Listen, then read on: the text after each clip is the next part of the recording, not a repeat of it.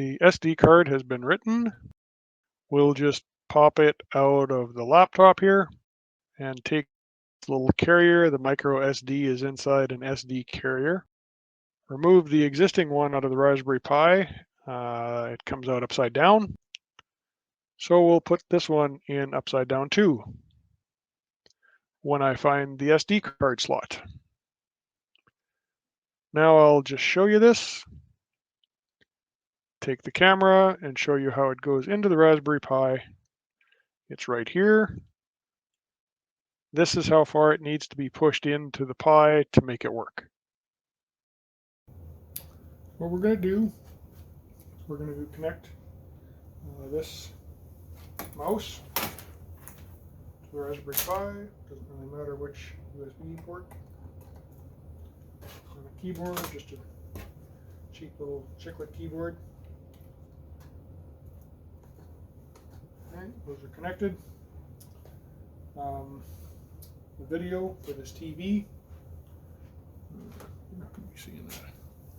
Here's the TV. Showing no input right now. Anyway, we're going to get him plugged into a 90-degree adapter on the Raspberry Pi, just because it's really difficult to get that plugged in without putting a lot of force on the connector. So I bought like a $5 adapter, 90-degree adapter. And then finally, we have a Raspberry Pi power supply over here with the little on-off switch. Shows when it's got power and it doesn't. We're going to plug that into the little micro USB Raspberry Pi.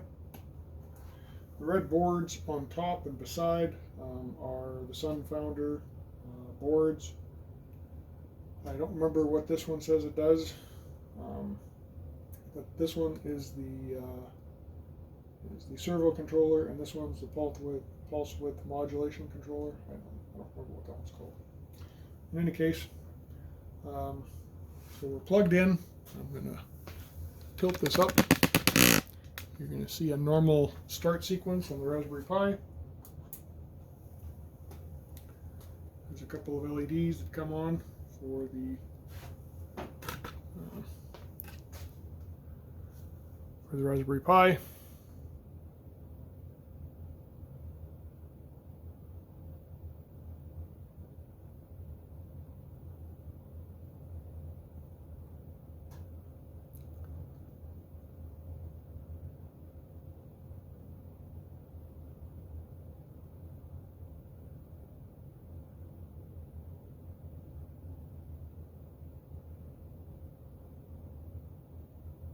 Okay, and it sits there looking for the Ubiquiti user to log in.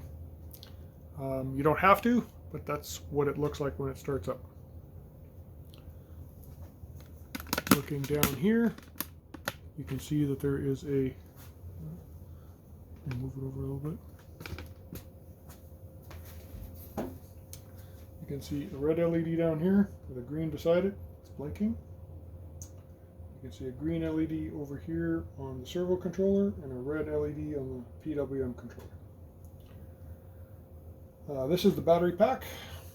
There's two 18650 cells underneath there, and we will be plugging that in eventually after we get everything calibrated and stuff, so that the SunFounder boards can run the motors. Right now there's no power to the motors, there's just power to the electronics. So that's, I guess, about what I wanted to show you.